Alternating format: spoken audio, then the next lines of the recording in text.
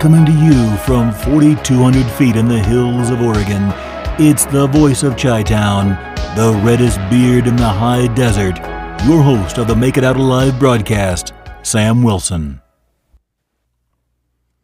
All right, folks, let's get right into it.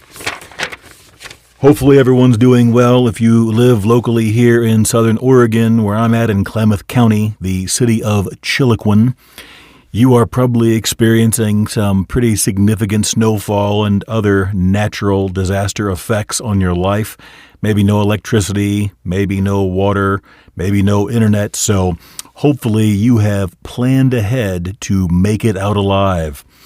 If you'll recall, last week's broadcast came out on Saturday, the day before we had a significant snowfall, and hopefully it was able to help some people out. If not, maybe we'll get it this time. Let's get right into our news report, though. Let's go here. Where do we start off? We are at Lakeview, Illinois. Lakeview is a neighborhood in Chicago, so Chicago, Illinois. A man was attacked with a baseball bat in Lakeview on Wednesday afternoon, Chicago police said. The incident happened as the victim was sitting in his car in the 700 block of Sheridan Road around 7:13 p.m. So, if you'll recall, one of the things we were discussing, and it's going to be a constant theme in this show, is situational awareness. What is situational awareness? Situational awareness is being aware of your surroundings and what's going on around you. Why is that important? Well, let's see. The man was sitting in his car. The 30-year-old man said a man and a woman approached him, Chicago police said. They apparently drug him out of his own car and started to attack the victim with a baseball bat. So the man started to attack the victim with a baseball bat while the woman allegedly kicked and pepper sprayed him, police said.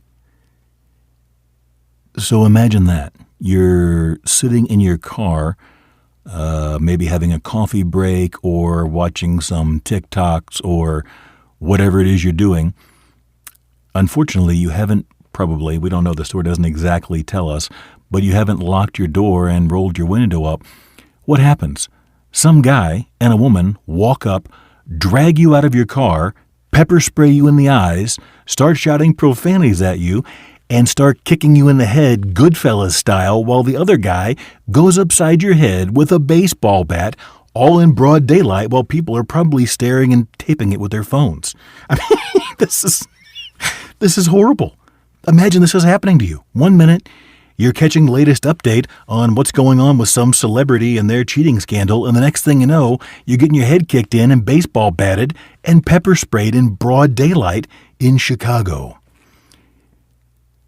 The victim was taken to the hospital where he was treated and released. No one is in custody. Chicago detectives are investigating, it says. So basically, it sounds like they're probably going to get away with it.